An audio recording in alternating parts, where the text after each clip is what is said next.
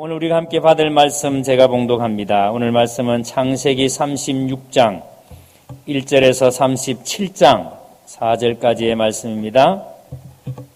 구약 성경 창세기 36장 1절에서 37장 4절까지의 말씀. 제가 가지고 있는 성경은 구약 55페이지가 되겠습니다. 다 찾으신 줄 알고 오늘 봉독은 제가 37장 1절에서 4절까지만 봉독을 해드리도록 하겠습니다. 봉독하겠습니다. 야곱이 가나안 땅 곧 그의 아버지가 거류하던 땅에 거주하였으니 야곱의 족보는 이러하니라. 요셉이 17세의 소년으로서 그의 형들과 함께 양을 칠 때에 그의 아버지의 아내들 빌하와 실바의 아들들과 더불어 함께 있었더니 그가 그들의 잘못을 아버지에게 말하더라. 요셉은 노년에 얻은 아들이므로 이스라엘이 여러 아들보다 그를 더 사랑하므로 그를 위하여 채색 옷을 지었더니 그의 형들이 아버지가 형들보다 그를 더 사랑함을 보고 그를 미워하여 그에게 편안하게 말할 수 없었더라. 아멘. 말씀 은혜가 되시기를 바랍니다. 이 시간 우리 할렐루야 성가대에서 믿음의 노래라는 제목으로 하나님께 찬양드리겠습니다.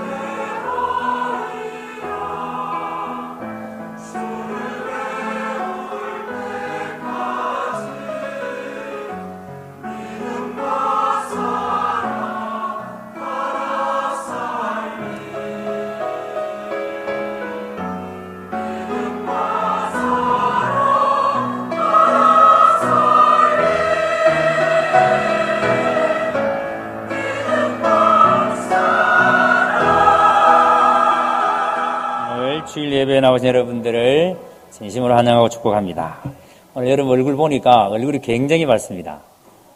오늘 오시다가 뭘 돈을 주우셨는지 얼굴이 굉장히 밝습니다.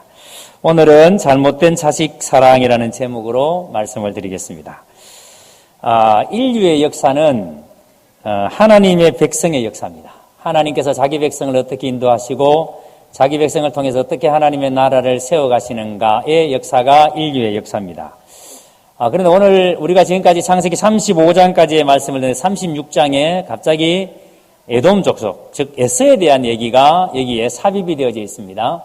왜 갑자기 야곱에 대한 얘기를 전개하다가 왜 에서에 대한 얘기가 36장에 왜 기록이 되어 있는가를 우리가 먼저 좀 알 필요가 있습니다.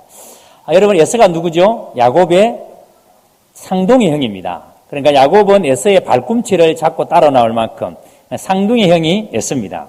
근데 이 에서의 후손들은 에서의 별명이 뭐였죠? 에돔입니다. 근거에서 에돔 족속 이렇게 불렀습니다. 세일산의 터전을 잡은 에서는 에돔 족속의 조상이 되었죠. 일찍이 하나님께서 에서에게 뭐라고 약속했습니까? 에서도 크게 번성시켜준다. 에서도 큰 민족을 이루게 해준다. 라고 하나님께서 에서에게 약속해 주셨습니다. 그러니까 하나님께서 에서에게 약속한 그 약속대로 에서는 세 아내에게서 5명의 아들 그리고 11명의 손자를 보고 14개의 부족을 일구었습니다. 그 얘기가 오늘 36장의 얘기예요. 그리고 에서가 터전을 잡은 이 세일산지는 원래 여러분 호리 족속들이 살던 지역입니다. 호리라는 말은 동굴이라는 뜻인데 산지 도처에 석회동굴이 많았습니다. 그러니까 호리 족속은 이런 동굴에 거주해서 이런 동굴을 거처로 삼아서 거주하던 족속들이기 때문에 호리 동굴, 동굴 족속 이렇게 이제 불렀던 거예요. 그래서 에서와 그 후손들은 가나안 땅에서 이 세일로 이주해 오면서 이 원주민들, 원래 이 호리 족속들을 전부 다 이 터전을 잡고 있는 이 땅을 이들을 이제 정복하고 그리고 이 땅을 이제 에서의 족속들이 여기를 이제 거처로 삼은 겁니다. 그런데 이 에돔족은 말씀드린 것처럼 8명의 왕 그리고 11명의 족장을 배출했는데 에돔을 다스리는 8명의 왕은 36장에 이름이 기에 다 나옵니다. 그리고 11명의 족장의 이름도 36장에 상세히 기록이 되어 있습니다. 자, 그런데 왜 36장에서 이 이야기를 기록했는가? 왜 여러분 에서가 이렇게 번성했다, 에서가 이렇게 성공했다라는 이야기를 왜 하는가? 25장 23절에 뭐라 그랬습니까? 25장 23, 창세기 25장 23절에서 하나님께서 분명히 말씀하시기를 두 국민이 내 태중에 있다. 그리고 두 민족이 내 복중에서 나누어진다. 라고 말씀했어요. 자, 그러니까 여러분, 에서와 야곱은 이미 하나님께서 복중에서부터 말씀을 하셨습니다. 두 민족이 복중에서부터 나누어진다. 자, 그래서 야곱과 에서는 태어나서 야곱은 부족하지만 우리가 지금까지 살펴봤지만 부족하지만 너무나도 여린 부분이 정말 이렇게 부족한 부분이 많이 있지만 그럼에도 불구하고 계속해서 성숙 발전해 나가는 하나님 안에서 하나님의 언약 백성으로서의 삶, 하나님의 언약 백성을 하나님께서 어떻게 인도하시고 어떻게 지키시고 어떻게 그를 세워가시는가에 대한 얘기가 야곱에 대한 얘기라면 언약 밖에 있는 사람, 하나님의 약속 밖에 있는 사람, 이 에서는 처음부터 하나님의 약속에서 벗어난 사람. 그래서 이 에서가 이렇게 엄청난 복을 받은 것처럼 보이지만 하나님께서 복을 주신다고 약속했기 때문에 복을 주셨고 그래서 많은 민족, 큰 민족을 이루었지만 그런데 에서가 누리고 있는 이 복은 하늘의 신령한 복과는 상관이 없다라는 것을 보여주는 게 36장의 얘기예요. 그리고 힘들지만 어렵지만 실패한 것처럼 보이지만 하나님의 언약의 백성, 하나님의 약속의 백성을 하나님이 어떻게 인도해 가시는가를 보여주는 게 그게 야곱의 이야기예요. 자, 그래서 37장에서 다시 여러분 야곱의 가문의 이야기가 다시 나옵니다. 36장에서 에서의 이야기를 전개하다가 언약 가문의 계승자인 야곱 가문의 이야기로 다시 돌아옵니다. 20년 동안 외삼촌 라반의 집에서 더부살이를 했던 이 야곱이 이제 그 외삼촌 라반의 집에서 더부살이를 마치고 하란으로 돌아왔습니다. 야곱은 숫곳과 세겜을 거쳐서 가나안 땅 남부 헤브론 골짜기에서 아버지 이삭을 모시고 살았습니다. 지난주에 살펴본 것처럼 이 기간이 무려 20년. 그러니까 야곱이 아버지 이삭에게로 돌아와서 함께 이 헤브론에서 산 기간이 20년입니다. 헤브론은 어떤 땅이에요? 헤브론은 조부 아브라함 때부터 기거하던 제2 고향과 같은 그런 땅이 헤브론입니다. 자, 오늘 본문 2절을 보시기 바랍니다. 37장 2절입니다. 자, 제가 읽겠습니다. 야곱의 족보는 이러하니라. 요셉이 17세의 소년으로서 그의 형들과 함께 양을 칠 때에 그의 아버지의 아내들 빌하와 실바의 아들들과 더불어 함께 있었더니 그랬습니다. 자, 여러분, 요셉에 대한 출생 이야기가 처음에 30장에서 나오고 난 다음에 그 다음에 17세가 오늘 본문에 다시 요셉에 대한 얘기가 나올 때까지 17세가 될 때까지의 얘기가 하나도 없어요. 마치 예수님께서 태어나시고 난 다음에 출생 이야기가 나오고 예수님이 12살 될 때까지의 얘기가 성경에 기록이 없어요. 그러니까 예수님은 12살이 될 때까지 어떻게 성장하셨는지에 대해서는 우리는 몰라요. 요셉도 태어나고 난 다음에 17살이 될 때까지 이야기가 없다가 갑자기 37장에서 요셉의 얘기가 나옵니다. 종종 우리 소망부에서 이렇게 묻습니다. 목사님, 요셉 이야기는 언제 하느냐고. 왜냐하면 여기 계신 모든 분들은 요셉에 대해서는 너무 잘 알고 요셉 그러면은 너무 착하고 요셉 그러면은 왠지 이름도 여러분 요셉으로 다 짓고 싶잖아요.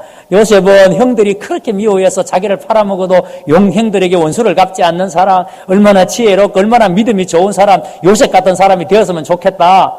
그래서 요셉이라는 이름이 많잖아요. 그런데 그 요셉의 얘기가 갑자기 37장에서 17세가 되어서 요셉 얘기가 나옵니다. 여러분, 창세기에 기록된 선조들의 연대를 이렇게 자세히 계산을 해보시면은 이때 요셉의 아버지 야곱의 나이가 108세예요. 그리고 할아버지 이삭의 나이가 168세입니다. 야곱의 맏이자 아버지의 첫 빌하를 보면 르우벤의 나이가 이때 27살이에요. 그리고 막내 베냐민은 이제 겨우 1살 배기 갓난아기입니다. 이삭이 이미 여러분 오래전에 죽은 것처럼 그렇게 느껴지지만 이삭은 이때까지 살아 있습니다. 요셉이 애굽으로 팔려간 이후에도 이삭은 무려 12년이나 더 살아 있습니다. 그러니까 여러분, 이삭은 자기가 살아 있을 때 이 손자가 팔려갔다는 얘기, 이 손자가 팔려갔다는 얘기가 죽었다는 얘기, 이 얘기를 들었어요. 그리고 여러분 12년이나 더 살았습니다. 그러니까 요셉은 이때까지 17년 동안이나 아버지 야곱과 함께 살았습니다. 그리고 할아버지 이삭과 함께 살았습니다.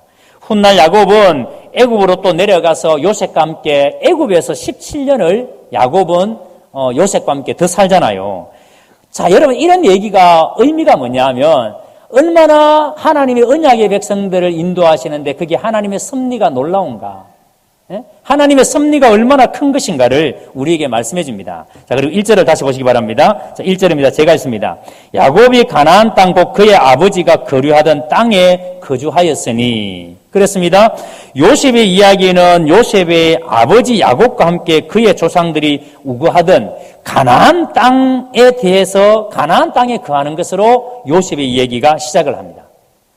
자, 그런데 여러분, 말씀드린 것처럼 이 가나안 땅, 그러니까 이 헤브론, 이 땅은 벌써 오래전에 하나님이 야곱의 할아버지 아브라함에게 약속하신 땅이에요. 하나님께서 아브라함에게 내 본토 친척 아비의 집을 떠나라, 내가 네게 지시한 땅으로 가라. 그래서 하나님께서 아브라함에게 보여주신 땅, 하나님께서 아브라함에게 약속해 주신 땅, 그 아브라함에게 약속하신 그 땅이 바로 이 가나안의 헤브론이에요. 자, 그런데 여러분 생각해 보세요. 지금 하나님께서 아브라함에게 약속하셨던 이 땅이 아직 4대가 지날 때까지, 지금 몇백 년이 지난 거예요. 4대가 지날 때까지 아브라함의 자손들이 이 땅을 아직까지 소유하지를 못했어요. 하나님께서 아브라함에게 주시기로 약속한 땅이라면 아브라함 때에 주시든지 아니면 그 다음 때에 주셔야 되는데 지금 4대가 될 때까지 아직까지 이 땅이 아브라함 자손들의 손에 안 들어온 거예요. 아브라함 자손들의 소유가 아닌 거예요. 기껏해봤자 4대가 지날 동안에 헤브론에 막벨라 굴 사가지고 거기에 아브라함의 아내 무덤 하나 사놓은 거, 그 정도밖에 안 돼요. 그러니까 여러분, 하나님께서 약속해 주신 그 땅이 아직까지 아브라함의 후손들이 차지하지 못한 땅입니다. 이 땅을 차지하기까지는 앞으로도 얼마나 더 많은 세월이 필요할지를 모르는 거예요. 여러분, 약속의 시련을 막연하게 바라보는 이스라엘 선조들의 믿음을 여러분 한번 생각해 보세요. 저는 이걸 생각하면 야, 정말 이분들의 믿음이 얼마나 대단한 것인가. 그래서 히브리서 11장 믿음의 장에서 이분들의 믿음을 이야기하면서 여러분 11장 13절에 뭐라 그랬습니까? 이 사람들은 다 믿음을 따라 죽었으며, 이 사람들은 누구예요? 믿음의 선진들이에요. 아브라함과 이삭과 야곱을 말하는 거예요. 이 사람들은 다 믿음을 따라 죽었으며, 믿음을 따라 죽었다라는 말은 자기들이 믿음을 가지고 있었는데 믿음대로 안 됐다는 말이에요. 믿음대로 일어난 게 없다는 말이에요. 그런데도 끝까지 죽을 때까지 그 믿음을 포기하지 아니하고 그 믿음을 버리지 아니하고 그 믿음을 따라 죽었다는 말이에요. 그 다음 보세요.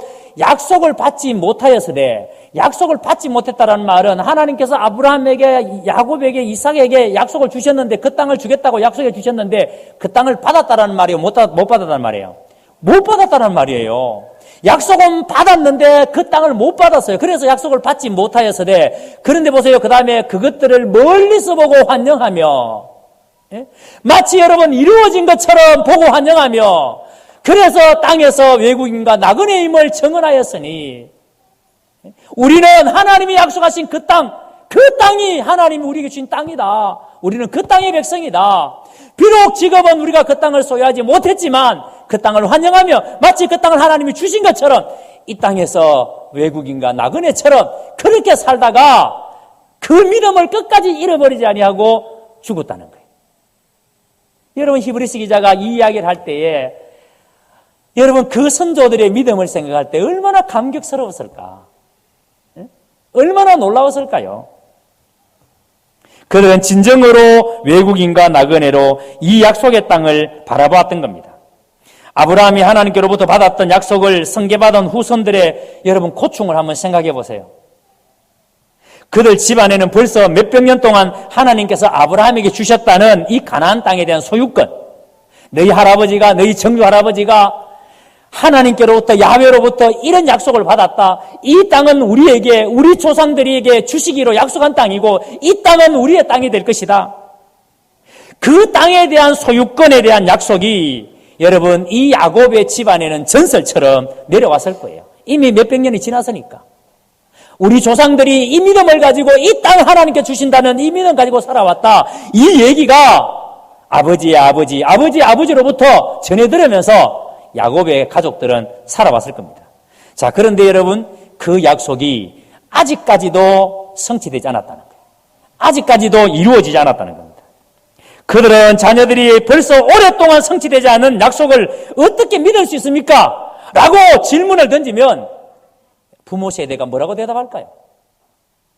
아버지, 할아버지에게 약속했다는 이 땅을 주기로 약속했다는데 왜 아직까지 안 주십니까?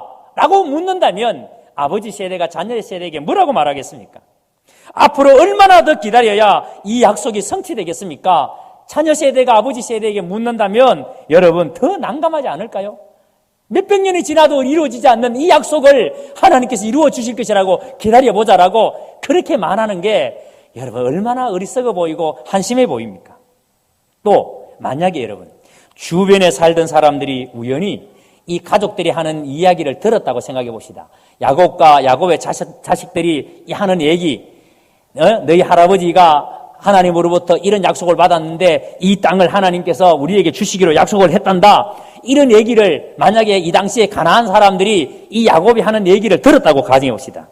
자, 그러면 여러분 이 가나안 사람들이 그 얘기를 듣고 어떻게 생각했을까요? 이야, 이 사람들, 과연 이 사람들이 이 가나안 땅의 주인이 되겠구나. 우리가 큰일 났구나. 이제 우리는 이 사람들이 여기서 가나안 땅의 주인이 되고 우리는 이 땅에서 어떻게 될까? 이런 두려움, 이런 여러분 걱정 때문에 이 가나안 사람들이 공포에 떨었을까요? 정반대일 겁니다. 아마 여러분 지금 이 야곱 가문에서 일어나는 이런 일들을 이들이 보면서 이 상황을 보면서 그들은 아마 여러분 비꼬았을 겁니다. 아마 그들은 여러분 웃었을 겁니다. 전혀 실현될 것 같지 않는 현실. 지금 여러분 그 실현될 것 같지 않는 그 일이 그 선조들은 믿음을 가지고 이루어질 것이라고 믿고 지금 몇백 년을 기다리고 있는 겁니다. 보세요 여러분, 경우에 따라서 믿음이란 바로 이런 겁니다. 세상의 우스갯소리가 되는 것이 바로 믿음이에요. 심지어 여러분 나를 가장 믿고 따르는 자들도 못 믿겠다고 나자빠지는 것이 믿음이에요. 이런 면에서 여러분, 믿음이라는 것은 우리를 환자로 보이기도 하고 한심한 사람들로 보이기도 합니다. 그 세상 사람들은 예수 믿는 사람 보면은 참 한심해 보이는 거죠. 아니 도대체 천국이 있다는 사실을 뭘 어떻게 믿어? 응? 너희가 하나님의 백성이라는 것을 그런 우스운 소리가 어디 있어? 그러니까 세상 사람들은 우리를 보면은 세상에서 어디 할 짓이 없어서 예수 믿느냐고. 그래서 옛날에 저희 고향의 선배들은요, 저보고 그럽니다. 교회 다니는 우리 동생들 보면은, 경우야, 예수를 믿지 말고 내 주먹을 믿어라. 그런 말 안 들어보셨습니까? 아니, 오직 어디 다닐 데가 없어서 교회 다니느냐고. 그런 얘기들을 하잖아요. 그리고 여러분, 우리 교회가 오시면 경운인의 꿈, 하나님이 주신 꿈, 2만 영혼, 여러분 서구 내당 사동의 인구가 2만 명이에요. 그런데 서구 인구 전체가 20만 명이 조금 안 됩니다. 그러면 여러분 우리가 서구 인구의 10%를 우리가 감당할 수 있는 하나님의 꿈, 1천 순이 만들어지는 꿈, 이제 겨우 40개 순이 있는데 아이고 목사님 참 개 꿈도 그런 꿈이 어디 있습니까? 아니 뭘 좀 생각 좀 하고 목사님 말씀 좀 하세요. 아니 무슨 200명 되는 교인 가지고 무슨 여러분 2만 명 2,000명 돼도 안 되는 교인 가지고 무슨 2만 명 40개 되는 순 가지고 무슨 1천 순 한 개도 개척 못 해놓고 지금 무슨 100개의 개척 겨우 이제 3명 파송했는데 100명의 선교사. 아유 세상에 목사님 말도 안 되는 소리. 여러분 아무도 이거 아멘 안 하잖아 지금.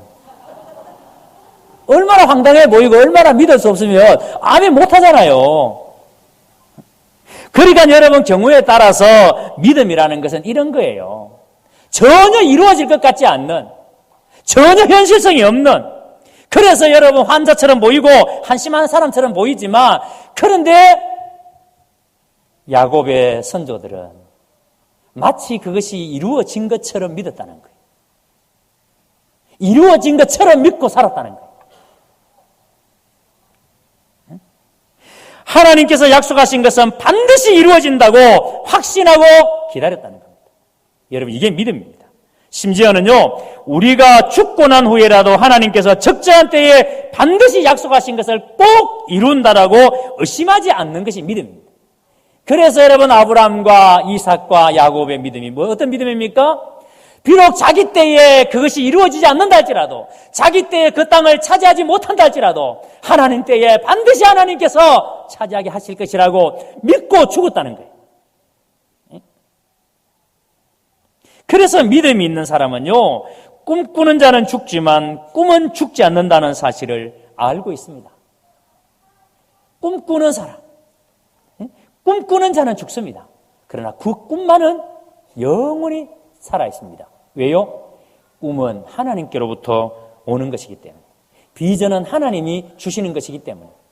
여러분 저 비전이 만약에 우리에게서 나온 것이 아니라 하나님이 주신 비전이라면 여러분 우리의 때에 이루어질 수도 있겠지만, 여러분 우리가 살다간 이 자리에 우리의 다음 세대에 의해서 저 꿈을 하나님이 이루어 주신다 안 이루어 주신다?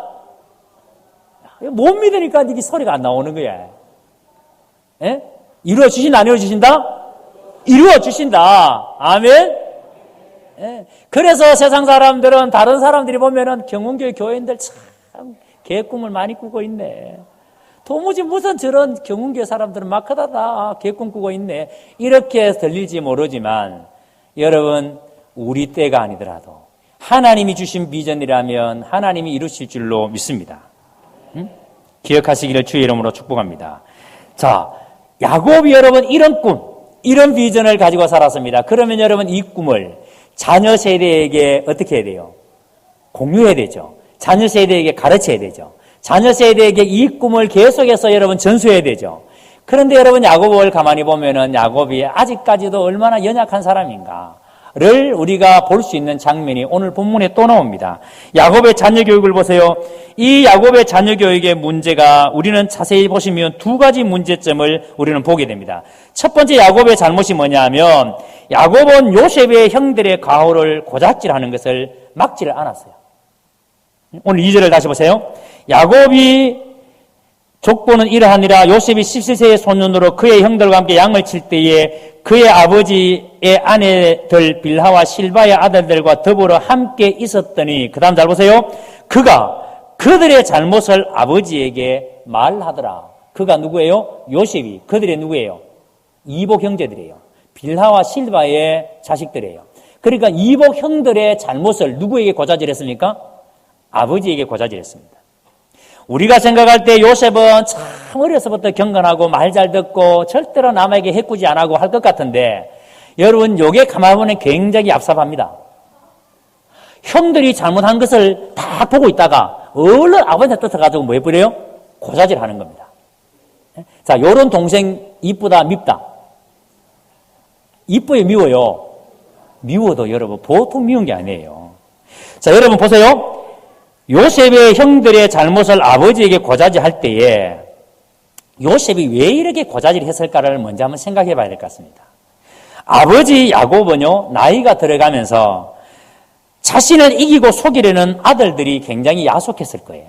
우리가 지난번 디나 사건 때에도 이 시몬과 레위가 어떻게 했는지 우리가 알잖아요. 아버지를 아버지로 안 여기고, 아예 아버지를 안 부릅니다. 여러분, 아들들이 아버지를 인정하지 않을 때에 아버지로서 얼마나 속상해요. 그러니까 어쩌면 아버지가 아들들에게 내 아직 힘 있다, 너희들 나 무시하지 마, 이런 마음을 여러분 갖고 싶지 않았을까요? 그렇죠? 아마 내가 아들들에게, 자식들에게 무시당한다고 생각한다면은 아버지로서 굉장히 여러분 서글프고 자존심 상할 거예요. 그러니까 아버지는 아들들에게 나 무시하지 말라고, 나 아직 힘 있어라고 뭔가를 보여주고 싶을 거예요. 그런데 그런 여러분 단서를 누가 제공해 주는가 하면은 이 요셉이 제공해 주는 거예요. 아버지, 형들이 지금 요런 짓 하고 있습니다 하고 고자질 하는 거예요. 그래? 들을 때마다 아버지는 형들을 부릅니다. 너희들 이렇게 했지, 너희들 이런 말 했지, 너희들 이렇게 했지. 그래서 아버지는 형들을, 요셉이 고자질할 때마다 형들을 불러다가 부정하고 혼을 내고 비난하고 그러지 않았겠습니까? 자, 여러분 상상해 보세요. 이렇게 요셉에게 들은 정보를 가지고 형들을 책망하고 형들을 혼을 내니까 형들의 입장에서는 이 요셉이 얼마나 미웠을까요? 이복 형제잖아요. 예? 배가 다른 형제잖아요. 갖다는 미운 데다가 자꾸 고자질하니까 얼마나 싫었을까요?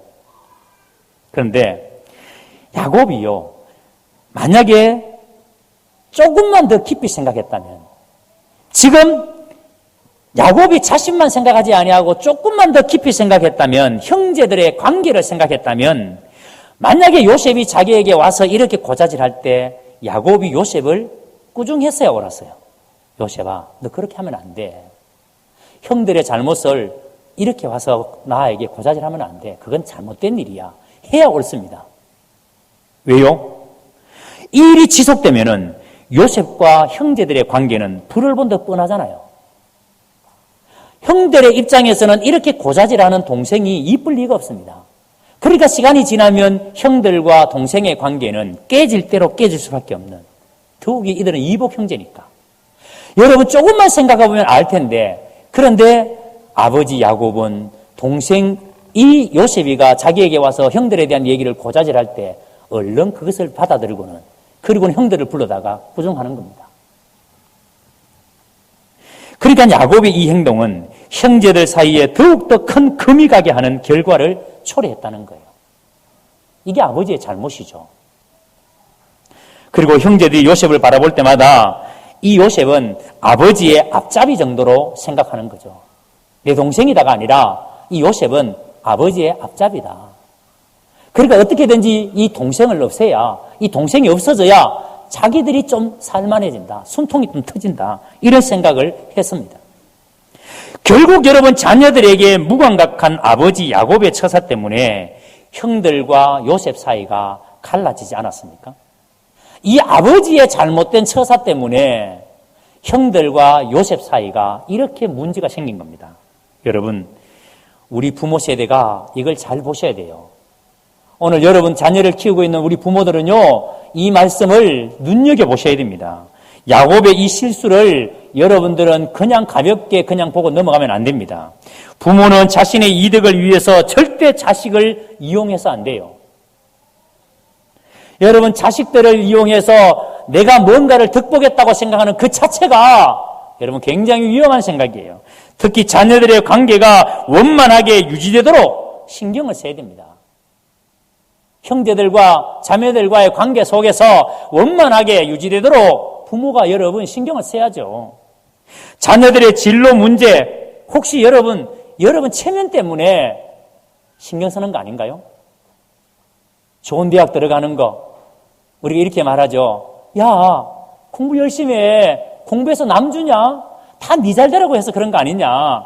이렇게 여러분 우리가 이야기하지만 그 이면에 옆집에 철수 엄마가 맨날 자랑하는데, 우리 아들 철수가 서울대에 갔는데 니는 경북에서도 제일 좋은 대학도 못 들어가고 막 이런 식으로 막 비웃을 때, 비꼴 때 엄마가 속상하죠. 그러니까 야, 공부해서 남 주냐? 니 잘 데려가지. 열심히 해서 너도 서울대 좀 가봐. 그 얘기할 때 그 이면에 여러분 체면이 있는 거 아니에요? 남들 앞에 좀 나가서 자식 좀 자랑하고 싶고 여러분 체면 때문에 그런 말 하는 거 아니에요? 내가 사회적으로 이런 위치인데, 내가 지금 사회에서 이런 자리에 있는 사람인데 내 자식이 좀 높은 자리에 좀 공부도 잘하고 좀 좋은 대학에 들어가고 좀 성공을 해야 지금 내 자리가 폼이 더 나지. 여러분 그런 생각 때문에 자식들에게 다그치고 자식들에게 요구하고 혹시 그렇지 않습니까? 만약에 그렇다면 여러분 고치셔야 됩니다. 만약에 그런 것 때문에 여러분 체면 때문에 아이들에게 다그친다면 여러분 오늘 이 야곱을 보면서 반드시 고치셔야 됩니다. 그 다음에 또 야곱의 두 번째 잘못을 보세요. 3절입니다. 요셉은 노년에 얻은 아들이므로 이스라엘이 여러 아들들보다 그를 더 사랑함으로 그를 위하여 무엇을 지었더니? 채색 옷을 지었더니. 야곱은 사랑의 표현으로 요셉에게 채색 옷을 지어 입혔습니다. 여러분 채색 옷, 왜 채색 옷이라고 하는지가 중요합니다. 여기 채색 옷으로 번역된 히브리 단어의 뜻이 뭐냐면 예쁜 물감으로 물들인 아주 화려한 옷을 의미합니다. 화려한 옷. 그러니까 이 옷은 다른 옷들에 비해서 훨씬 깁니다. 길이가. 그리고 자태가 잘 드러나는 예복과 같습니다. 우리식으로 말한다면 결혼식 날 입는 결혼 예복과 같은. 그러니까 자태가 아주 잘 드러나는 그런 옷입니다. 근데 고대 근동에서는요, 옷의 색깔보다는 옷감 혹은 길이가 사람의 신분을 반영했습니다. 근데 한 가지 확실한 게 뭐냐면 이 옷은 평상시에 사람들이 입는 평복을 초월한 아주 귀하고 좋은 옷이었다는 겁니다. 그러니까 왕족이나 입을 수 있는 그런 옷이었다는 겁니다. 자, 이런 옷을 야곱은 왜 요셉에게만 입혔을까요? 왜 다른 자식들에게는 입히지 아니하고 요셉에게만 이런 좋은 옷을 입혔을까요?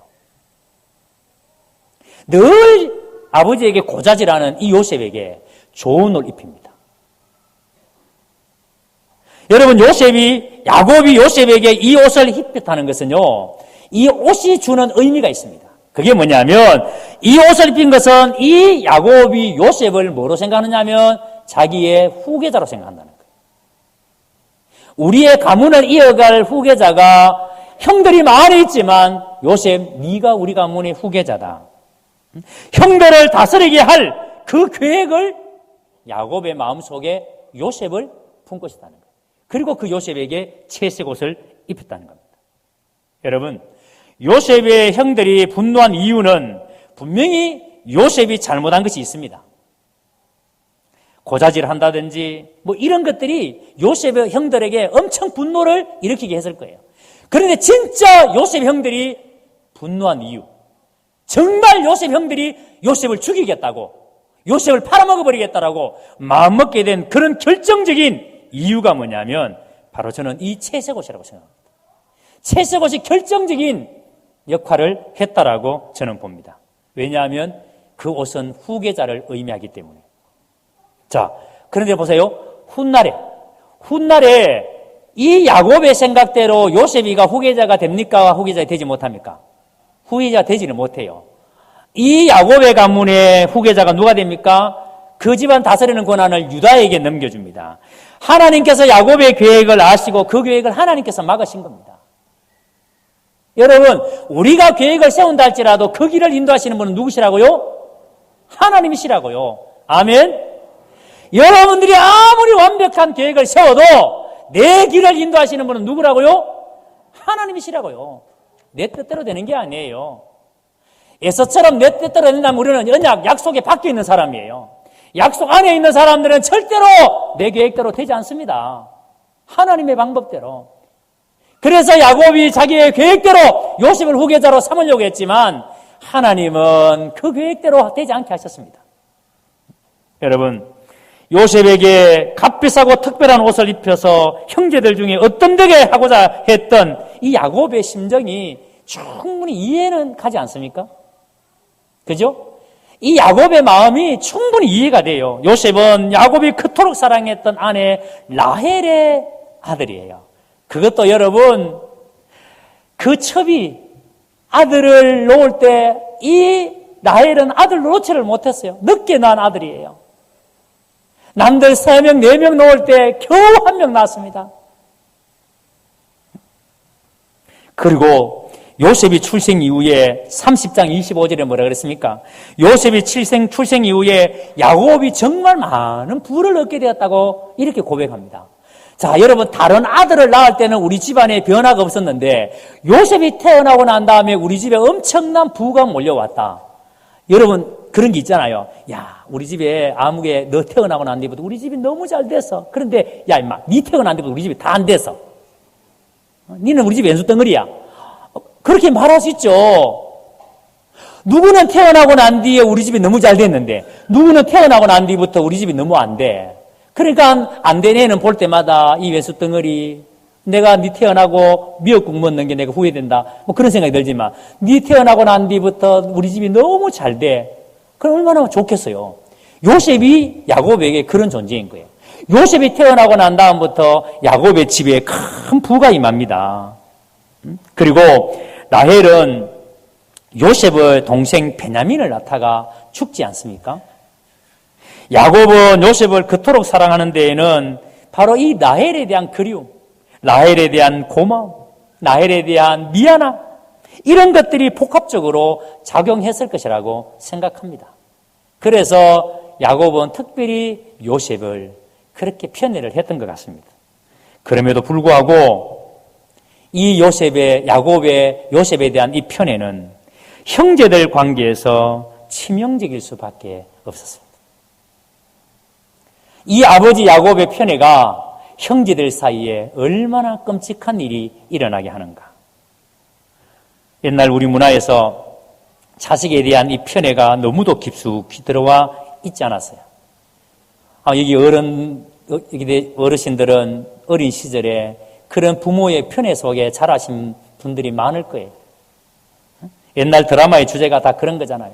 형제의 강, 뭐 이런 드라마 옛날에 전부 다 부모님의 편애 속에서 딸들이 얼마나 고통당하며 사는가 그런 얘기들이잖아요. 아마 여기서 딸들 중에 대우 제대로 못 받은 분 참 많을 겁니다. 그런데 훗날 자녀들이 어떤 관계를 유지하느냐는 평소 부모들이 자식들을 어떻게 대하느냐에 의해서 영향을 받지 않을 수가 없습니다. 여러분들이 평소에 자녀들을 어떻게 대하는가가 훗날에 자녀들이 관계가 어떻게 되는지가 반대로 만들어진다는 겁니다. 옛날 속담에 예쁜 놈 뭐 한 대도 때린다? 매 한 대도 때린다. 미운 놈 뭐 하나 더 준다? 떡 하나 더 준다. 여러분, 이 속담의 성경적인 의미가 뭔지 아십니까? 우리 한국 속담의 성경적인 의미는 어찌 아버지가 징계하지 않는 아들이 있으리요. 아버지가 어떻게 징계하지 않는 아들, 이쁘다고 아니면 말 안 듣는다고 편애하지 말고 징계하라는 거예요. 잘 가르치라는 거예요. 자, 이제 4절을 봅니다. 4절을 보고 결론 내립니다. 4절 보세요. 우리 같이 한번 읽어볼까요? 시작.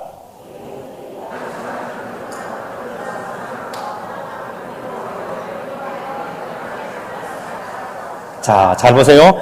이 4절을 3번역은 이렇게 번역했습니다. 형들은 아버지가 그를 자기들보다 더 사랑하는 것을 보고서, 형들이 모르는 게 아니에요. 형들이 눈치 못 챈 게 아니에요. 바보입니까 그거? 형들이 아버지가 편애하고 있다, 요셉에게 집중 사랑하고 있다는 것을 형들이 다 알고 있습니다. 다 봤습니다. 그 다음에 문제입니다. 보고 요셉을 뭐하며? 미워하며. 형들이 동생을 미워하게 된 건 누가 제공했어요? 대답해 보세요. 누가 제공했어요? 아버지가 제공했습니다. 혹시 여러분 가정의 자식들의 문제를 여러분들이 제공하고 있지 않습니까? 자식들 간의 갈등의 문제를 부모 세대가 혹시 제공해주고 있지 않습니까? 부모가 자식들에게 영적으로 제대로 세우지 못하면 반드시 갈등이 일어납니다. 그 다음 보세요. 요셉을 미워하며, 그 다음 말이 참 우리를 고통스럽게 만듭니다. 그에게 말 한마디도 다정스럽게 하는 법이 없었다. 형들이 요셉을 미워하니까 형들이 동생에게 말 한마디 다정스럽게 하는 법이 없었어요. 자, 가족의 분위기를 한번 상상해 보세요. 형이 동생에게 말 한마디도 따뜻하게 안 해줍니다. 요셉은 아버지의 처사를 못마땅하게 생각했던 형들로부터 미움을 샀고, 이복 동생이니까, 고자질쟁이니까, 아버지의 총애를 한 몸에 받으니까 이런 요셉이 형들의 눈에 좋게 보일 리가 없습니다. 형들의 눈에는 이 요셉이 가시 같은 존재죠. 그래서 그들은 요셉에게 말 한마디라도 다정스럽게 하는 법이 없었습니다. 결국 야곱은 본의 아니게 자신이 가장 사랑하는 자식을 위험에 빠뜨리는 그 원인을 누가 제공했습니까? 아버지가 제공했습니다. 혹시 오늘 이 자리에 있는 우리가 내 자녀도 나를 그렇게 느낀다면, 아버지, 내가 왜 동생 사랑하지 않는지 아세요? 내가 왜 그런지 아세요? 내가 왜 동생에게 말 한마디 따뜻하게 안 해주는 줄 아세요? 아버지가 나에게 그렇게 했습니다. 만약에 여러분 우리의 자녀가 그렇게 생각한다면 어떻게 하시겠어요? 여러분, 잘못된 자식 사랑은 가족 전체를 위험에 빠뜨립니다. 잘못된 자식 사랑은 형제들을 원수가 되게 합니다. 오늘 여러분들이 자녀를 대하는 나의 자세를 반드시 살펴보고 고칠 것이 드러나면 반드시 고치시기 바랍니다. 하나님의 나라 백성은 그렇게 살면 안 되기 때문에, 그렇게 대하면 안 되기 때문에, 혹시 내 속에 그런 편애함이 없는지, 혹시 나는 우리 가족들 속에 일어나는 그 문제들이 이 아버지 나 때문에, 어머니 나 때문에 우리 가정에 이런 일들이 벌어지고 있지 않는지 깊이 생각해보고 하나님 앞에 여러분들을 세우는 은혜가 있기를 주의 이름으로 축원합니다.